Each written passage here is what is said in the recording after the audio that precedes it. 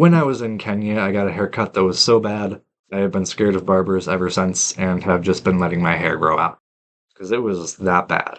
So this video is an honest guide to Kenya and all the things I liked and didn't like. Yeah, we live with them. These are our friends. So the first thing I noticed is it's pretty difficult to get off of the tourist track there. That is to say, a lot of the experiences were very curated and touristy. It's not as authentic as I would like. For example, I saw a video of a guy drinking cow blood with one of the tribes, and I wanted to do the same thing. And the only way I could get to one of those tribes was to take a guided tour to one of the reserves, because no one wanted to show me the way otherwise, and stay with them, paying $50 a night to stay in a dirt hut, which is more expensive than some Western hotels, and I wasn't asking for much, just cow blood. It also costs an additional $20 just to, actually prick the cow and drink it. So, they really just try to wring you dry there. In Africa, the main thing they have is the safaris, and I went on one, and honestly, if you've been to a zoo, you've seen all there is to see. If you want to visit a savanna, that's different.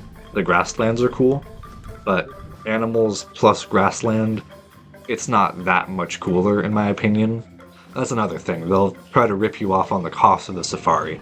A lot of times you'll pay about $100 a day to drive around in a jeep and see animals, which is kind of absurd. The one thing I did that I really liked in Africa was I went fishing with a local. And it was basically just a guy who was a fisherman and did tourist stuff on the side. He was mostly a fisherman, though. It was complete luck that I even found that person, though. It just happened to be that the owner of the campsite knew a guy. Otherwise, I would have ended up on some ritzy tourist boat, and it probably would have been awful. To get around, I believe there's one train line that goes from the capital Nairobi to Mombasa on the coast. There's also a bus system, and a lot of local buses. With those, you'll be crammed into a minivan with about 100 people. They're pretty fun, not gonna lie. Now with the train, if you have any contraband like a knife or I don't know what else, mainly just a knife, they will ask for a donation. That's part of the corruption. They asked me for $50 to keep my knife, and I said no.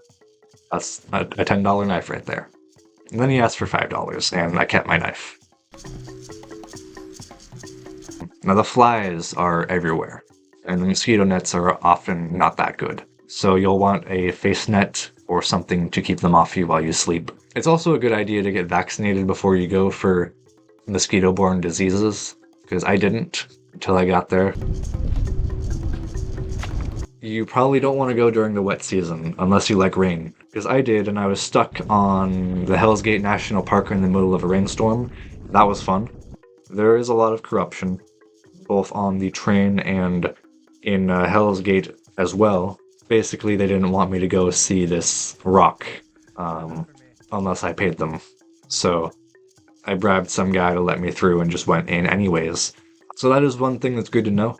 If someone tells you about a rule or something you have to do, usually if you pay a little money, you can get around it. A lot of the national parks and things run on M-Pesa, which is essentially PayPal, but Kenya exclusive, and it almost never works. So for me, it was a huge pain. Just every time I had to go to a national park, I had to get someone else to use their M-Pesa for me, which was way more complicated than it ever should have been. So be ready for that. People also told me about pickpockets a lot there. I never had any issues, but they'd be telling me constantly, put your phone away. Don't have that out on the street. Keep it in your pocket. Have your hand over your pocket. I feel like that's something to be aware of, because apparently it's a big issue. It's a cool country in theory, but unfortunately there's a paywall on all of the cool stuff.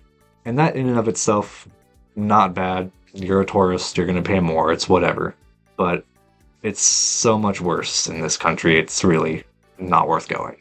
Nice. Oh.